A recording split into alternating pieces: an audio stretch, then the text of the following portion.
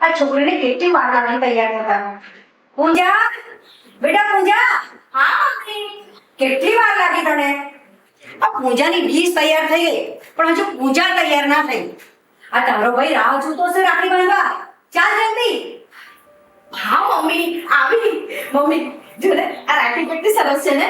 હા બેટા, તારી રાખડી હંમેશા માટે સરસ જ હોય છે, પણ તું કેટલી વાર લગાડતી ચોઈસ કરવામાં રાખડી. મમ્મી હવે મોડું નથી થતું.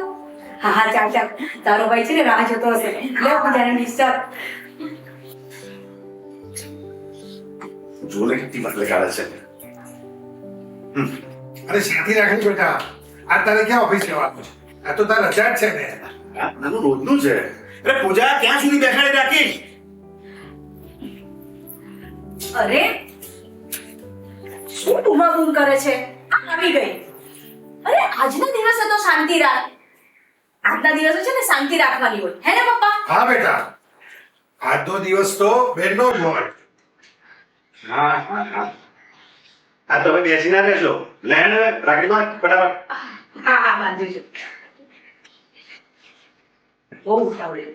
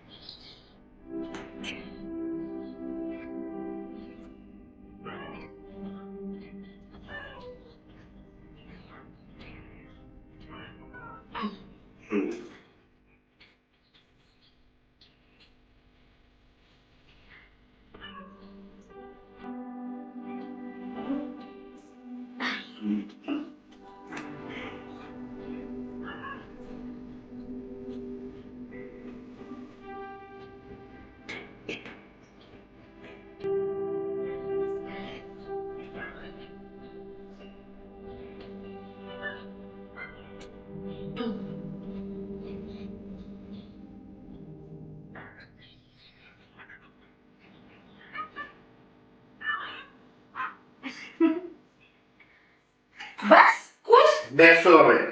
હવે મારો વારો.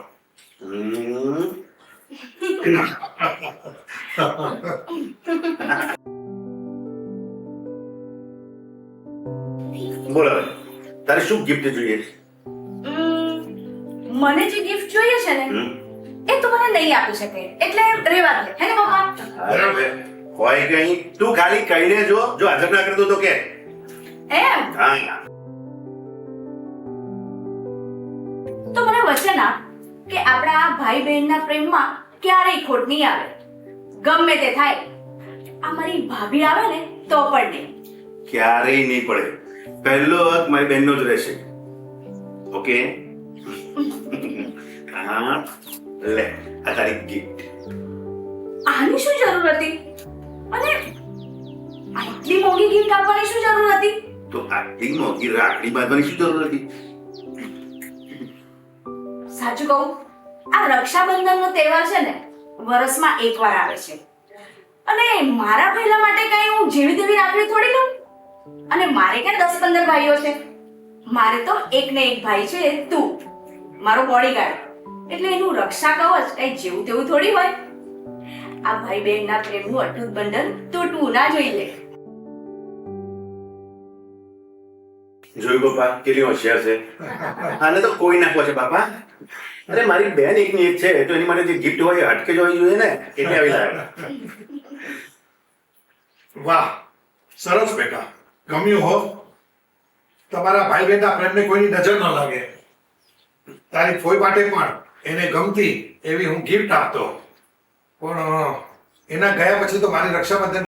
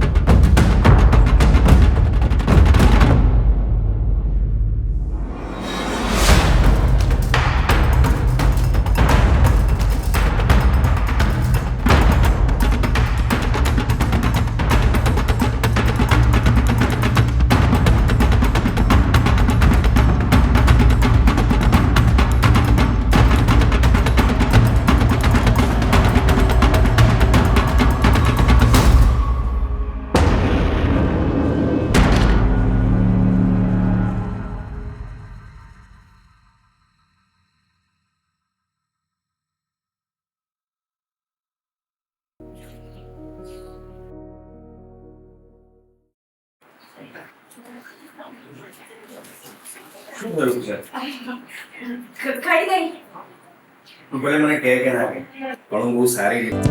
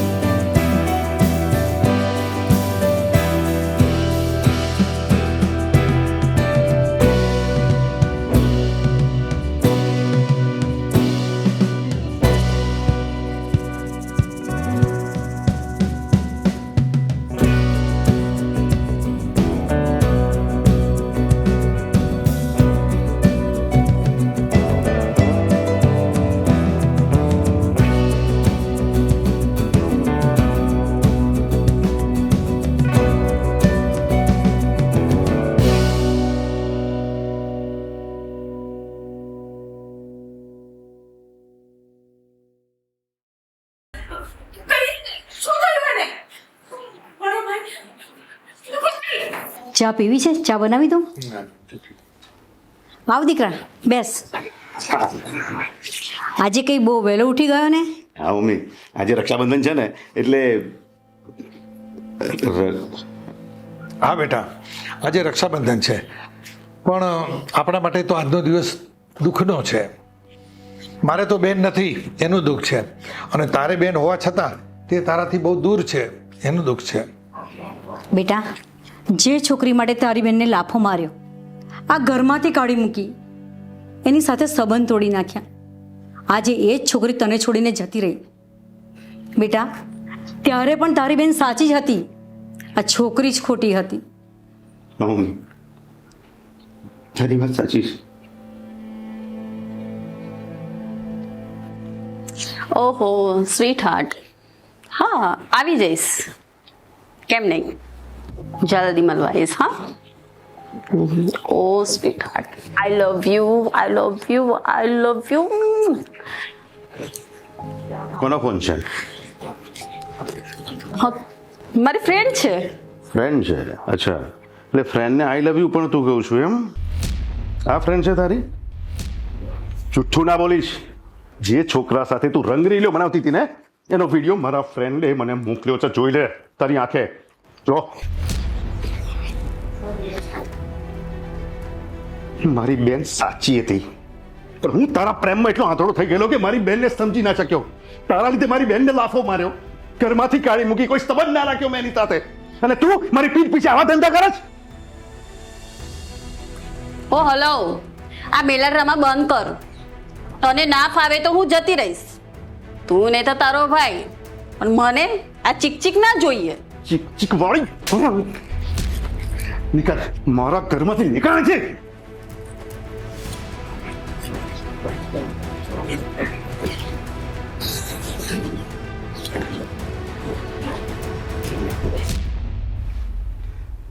હા મમ્મી,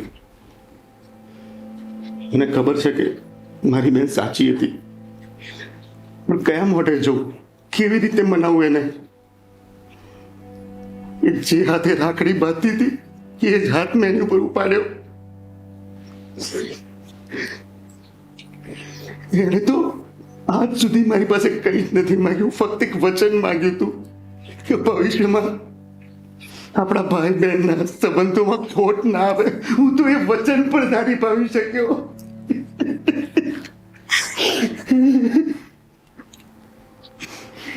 હું એટલો અભાગ્યો છું કે કઈ જોયા જાણ્યા વગર મારી લાડકી બહેનને ખોઈ બેઠો. મમ્મી એવું થાય છે કે હું ભાગી ના જાઉં, એને મનાવીને ઘરે લઈ આવું, પણ પછી વિચાર આવે છે કે હા તું પાડ્યો તો મેં એની ઉપર, કદાચ એ મને માફ નહીં કરે, મને માફ કરો. બસ બેટા બસ. બેટા, આજે રક્ષાબંધન છે અને આજના દિવસે તમારા સંબંધ બગડ્યા હતા.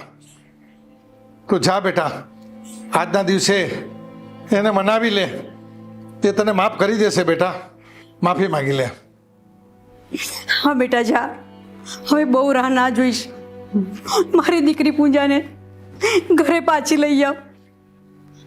કેટલાય ટાઈમથી મેં એને જોઈ નથી બેટા, તું એને પાછી લઈ પહેલા પહેલા શું થયું તને? ક્યાં વાગ્યું પહેલા? અરે મને કંઈ જ નથી વાગ્યું. કોણે કહ્યું તને કે મને વાગ્યું છે? મને માફ કરજો રોનકભાઈ, પણ એ દિવસે જે પણ કંઈ થયું એ પછી એક પણ દિવસ એવો નથી ગયો કે પૂજાએ તમને લોકોને યાદ ના કર્યા હોય. દર રક્ષાબંધને એનો જીવ બળતો કે મારા પપ્પાને ને મારા ભાઈને રાખડી કોણ બાંધશે, અને આજે પણ એવું જ થયું. અને એટલે જ તમને લોકોને મળાવવા માટે હું જૂઠું બોલ્યો કે રોનકભાઈનો એક્સિડન્ટ થયો છે, અને કંઈ જ પૂછ્યા વગર સીધી દોડીને અહીંયા આવી ગઈ તમને મળવા. સોરી પૂજા, મને માફ કરજે. કુમાર, તમે બહુ સારું કર્યું. નહીં તો મારી તો હિંમત જ નથી કે હું મારી બેન સામે આવું. અને આથી જીદ્દી છે કે જાતે તો આવત જ નહીં. પૂજા, મને માફ કરી દે. આજના દિવસે માફ નહીં કરે? ના પહેલા તું માફી ના માંગીશ. કુમાર, તમે આવી જે કંઈ કર્યું એનો ઉપકાર માનું એટલો ઓછો છે.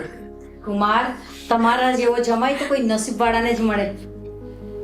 મમ્મી પપ્પા, મારે તો બેન નથી, પણ રક્ષાબંધનના પવિત્ર તહેવારનું મહત્વ મને ખબર છે. ચાલ પૂજા, હવે રોનકભાઈને રાખડી બાંધી દે. અરે પણ હું એટલી ઉતાવળમાં આવી કે હું તો રાખડી લાવવાનું પણ ભૂલી ગઈ. ગાંડી, તું ભૂલે, હું નહીં. રુદ્ર, આ રાખડી હા, આ તારી ગમતી રાખડી છે. તું ત્યાં ડ્રેસિંગ ટેબલ પર ભૂલી આવી હતી ને, એટલે હું લઈ આવ્યો.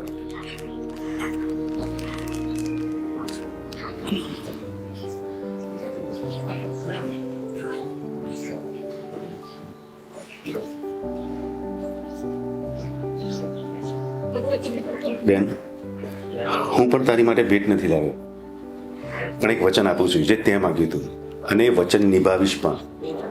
કે આજ પછી ભવિષ્યમાં આપણા ભાઈ બહેનના પ્રેમમાં કોઈ જગ્યાએ ખોટ નહીં આવવા દઉં. જા હવે, પપ્પાને રાખડી બાંધી દે.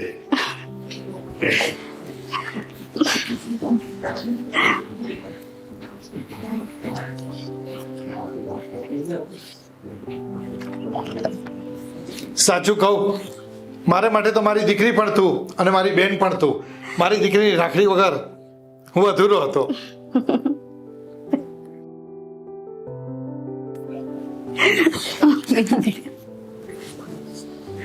જોયું મિત્રો, આજના પવિત્ર તહેવારમાં જો કોઈ બેન અને ભાઈ વચ્ચે અબોલા હોય તો બેનને મનાવી લેજો.